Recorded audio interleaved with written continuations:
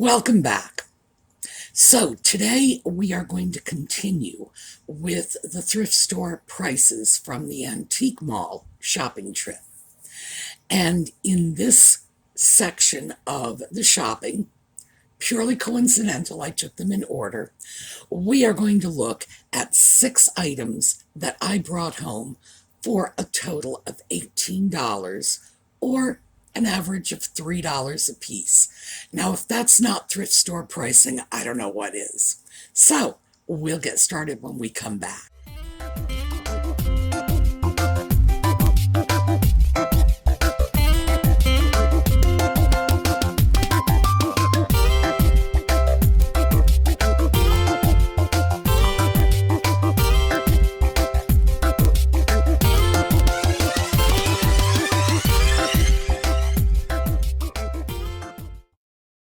First item up, I did not buy. I probably should have, but I didn't.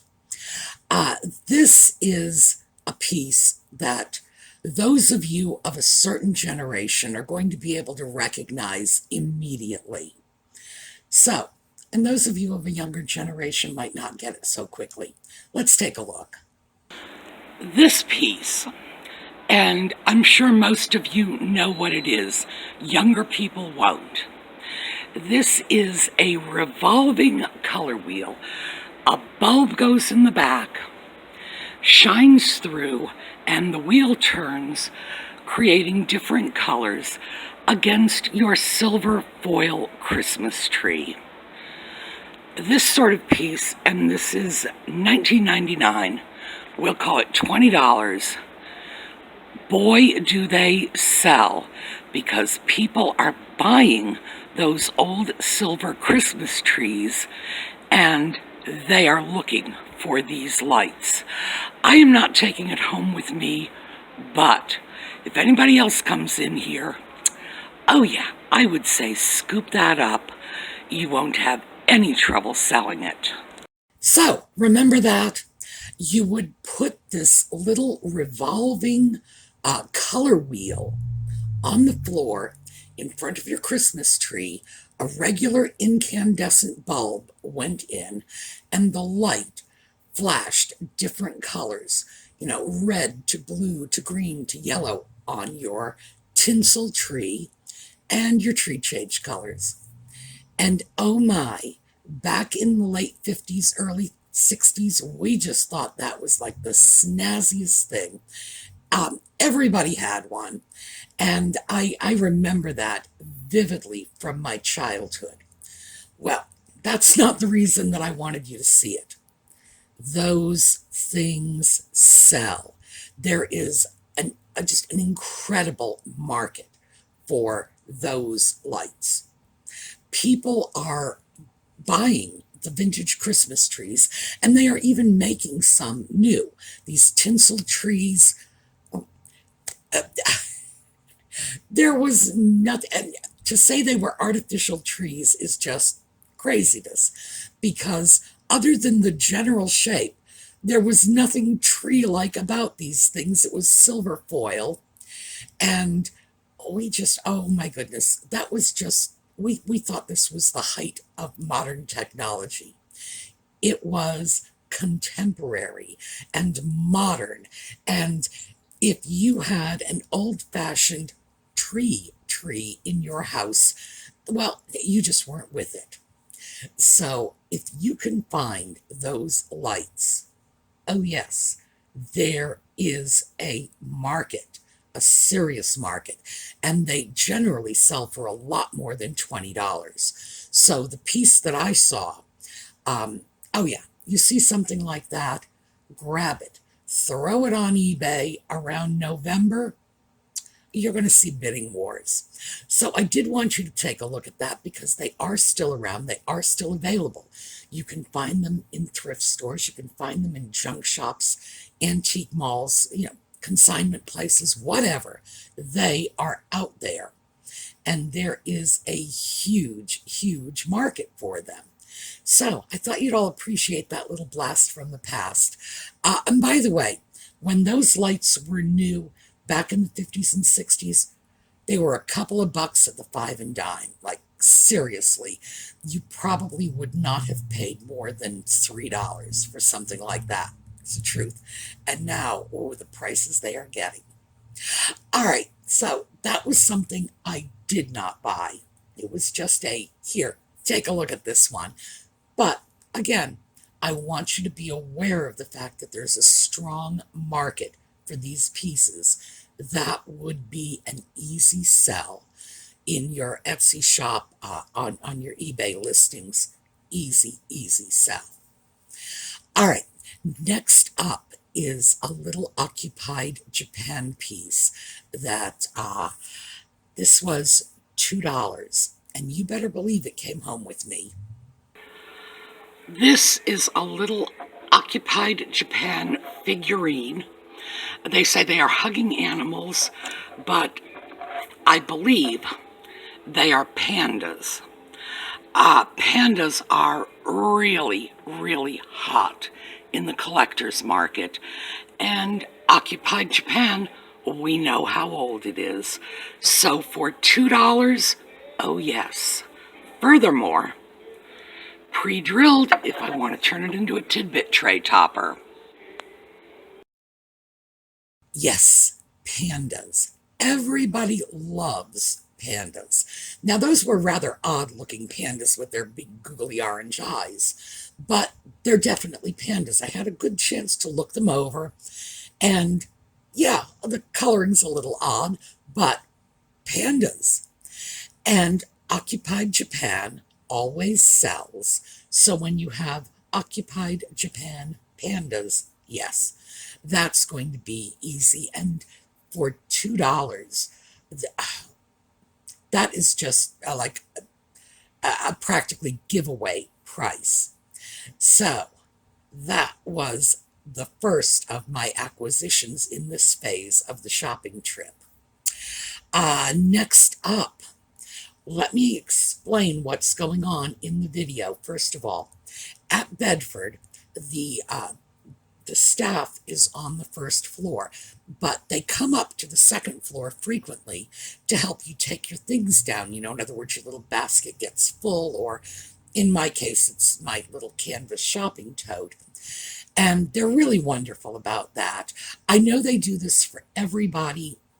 It's not just something special they do for me, but I do know they do it for me because after my knee replacement surgery, they are aware that I was having a difficult time on the stairs. The knee replacement surgery was over a year ago, so I'm a lot better about it, but I'm still a little uncomfortable transporting large stuff down the stairs. Now, they have an elevator, a large freight elevator in there for really big things, or for example, mothers with baby strollers, things like that.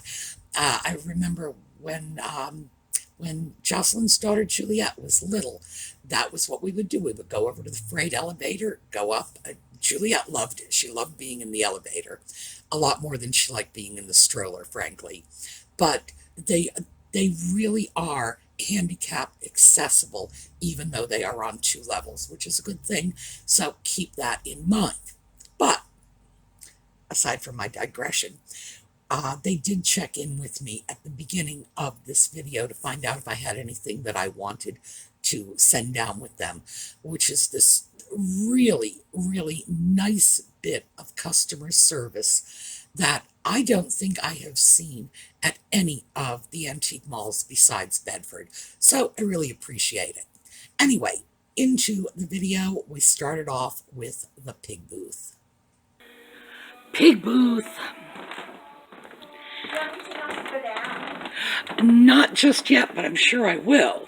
Okay, I come up to look at that. All right. Oh, thank you. All right, a little 2-piece Austrian set, $5. Why? Because there is a tiny chip right there on the underside. That is an easy repair. Seriously, that's not even 5 minutes. Nice set. So, $5? Yes, please. All right, still at Pig Booth. This is a very nice little enamelware teapot. Bright, pretty. The enamel is in very good condition. Now,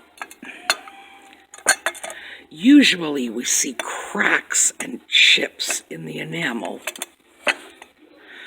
on the wear edges or the edge of the spout, but this is actually in very good condition. Here, let me turn that around. Price, $2. Sale, 25% off. $1.50. Oh yes, I can live with that. We are still at the pig booth. $2. This is a nice little footed dish. And again, we look at the gilding and we can see that this is not a new piece. It's definitely got that painted look that the old gilded pieces from 100 years ago or more had. So, easy call. So, I got 3 items from the pig booth. The little Austrian set, that leaf-shaped bowl with the little underplate. Tiny bit of damage, a little nick from the underside of the bowl. That is going to be a quick and easy repair. And I may end up trying another technique. And I've mentioned before that I've been looking at videos from a China repair person. And I think I'm going to try one of her techniques on it. Even her technique is going to be like 2 minutes with my fingers. A lot of drying time, but that's okay. I got the time. So $5, yes. And I've mentioned before that the European pieces are almost always priced well in excess of the Japan pieces. And the reason this was such a good deal was undoubtedly that little chip. But because it's a quick and easy repair, I'm not worried about it. I was very pleased with the $5 price. The next piece was that enameled teapot. And the enameled teapot you saw on my teapot extravaganza video. When you're buying enamelware, there are a couple of things you want to look for. One, rust. If the enamel has chipped away, the metal underneath tends to rust. So that's one of the things you don't want. Usually, once the pieces start rusting, there's not a lot you can do to keep it from rusting further. You can put a coat of rust-resistant paint on it. You can put a clear coat on it, things like that. But if you were planning to use it as a teapot, if it's rusted, you've got a problem, because most of these coatings are either not food safe or they won't hold up to repeated washings, and they're certainly not going to hold up to boiling water. So finding an enameled teapot that doesn't have rust is number one. It's really big. Then you want to look and make sure that the paint isn't flaking off the edges. The edges is where the paint will usually flake. The tip of the spout, the edge around the top of the pot where the lid opens. This one was in really nice condition. So that's why that little teapot came home with me. And that was $2. Hard to beat that. And the final piece was that little footed dish. And it had a gold rim. Now, we've talked about that, and I actually wanted to show you, and hopefully this will show up well on the camera. I wanted to show you the differences. All right, this flat, sort of dull gold color is what gilding looked like about 100 years ago when they were not using gold leaf. So this is gold colored paint. Now a piece like this, and this is not cleaned, it still has the price on it, or the price tag on it. A piece like this would have been hand painted, so consequently this is put on by hand too. It's rather dull. I'm going to show you another piece. I'm going to look at this right next to it. Very similar, you see, but I think you'll notice there's a little more sheen, especially on the underside on this gold. Now, I can get that sheen up by buffing this out on the top a little, and I probably will when I clean it up for sale. A little more sheen, because what was happening is this piece is European, and I am going to guess it at about 120 years old. Japanese Nippon, I'm guessing it at about 100 years old. And I'm basing those guesses on the gilding. They got a little better at it. They were able to put metallic pigments into a clear gloss suspension. So, why couldn't they do that with this? Well, in these days, you either had the clear glaze, and this has to be fired on, or if you wanted gloss, you had to use shellac. Basically, that's what their option was. The idea of polyurethane, no, they had no clue what that was. Shellac is a gloss coat that they were using on furniture. They didn't ordinarily use it on porcelain. And the biggest reason is that shellac turns orange over time. It's a natural material, a resin. You mix it in with in a suspension, a linseed oil, basically linseed oil. Mix it up, paint it on. The linseed oil evaporates. You're left with the shellac, nice and shiny, but it will turn orange. So they just didn't have the technology to do it. Now, you saw those two pieces. Let me show you another piece. This is European, and this is metallic gilding. So, you see these together? Even though this has a nice shine to it, it's nothing compared to this, and you can see the way it catches the light. And this piece is probably about, I'm going to say 70 to 80 years old. European piece, it's unmarked, but you can tell from the pearlescent glaze. See how much better it got. Now, I'm going to show you the other two, because at this point we're talking about a 50-year difference. See, you can easily tell, even on the camera. Now, in person, it's much more obvious. But I've mentioned this several times, so I thought I would take the opportunity to just show you with a couple of pieces from different eras, and of course they are, one was from Japan, two were from Europe. The Europeans, I don't want to say developed the technology, because that's really not fair. The Japanese had the technology, just as the Europeans did.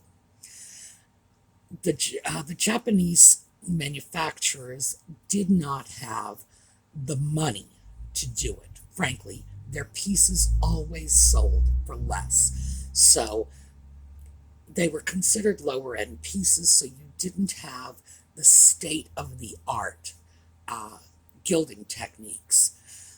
Pieces that are very high-end, Asian porcelain, Chinese, Japanese, did have remarkably good gilding techniques. I have some pieces of old rose medallion, pieces that are close to 300 years old, and that's gold on them. They were just done with gold leaf rubbed onto them. So you do see it, but you don't see it on relatively inexpensive small consumer pieces. You saw it on pieces that would have been intended for a higher market. The pieces we see, that's it. And that's how you can just off the cuff gauge the age of the piece. Another thing you can do with that sort of dull gilding is you can usually spot the hand-decorated pieces that were made by the amateur artists. Now, I love those pieces. Some of them are just breathtaking. They're just so beautiful. And these are people whose names are unknown to us. But boy, they were just, the Rembrandts of their day. Some housewife with a paintbrush somewhere amusing her leisure hours by painting china. That was how they put on the gilding as well. So keep that in mind. That is, it's one of the little ways to identify the amateur artist pieces, the pieces over 100 years old, and to some extent, you can tell without even looking at the mark if it came from Europe or Asia. So I thought we would have a little bit of fun with that and just a little bit of information. When we were done with the pig booth, we went over to one of Paul's cubbies and grabbed a little $2 Bavarian dish. So take a look at this. Okay, here we have a Bavarian dish, $2. I already ran my fingers along the back and found a little nick, where are we? Right here on the underside. That is a 5-minute repair. Now, the piece by itself is not exceptionally interesting. It's a pretty piece, but by itself it's a little subdued. Again, I'm thinking Tidbit tray, because on a Tidbit tray, combined with the right plates, this really interesting design is going to work well, especially since there's nothing, let me shake that out of the way, nothing in the middle of the plate that I would have to worry about drilling through. So, $2, yes. Again, deep discount because of a tiny little chip on the back. Now, mind you, Paul's prices are just, crazy and expensive anyway. But when you see a piece like that, and it has a little tiny nick on the underside where nobody is ever going to see it, grab it. I've done some videos on how to quickly repair china using acrylic nail repair products. And these are at-home, do-it-yourself products, totally food safe.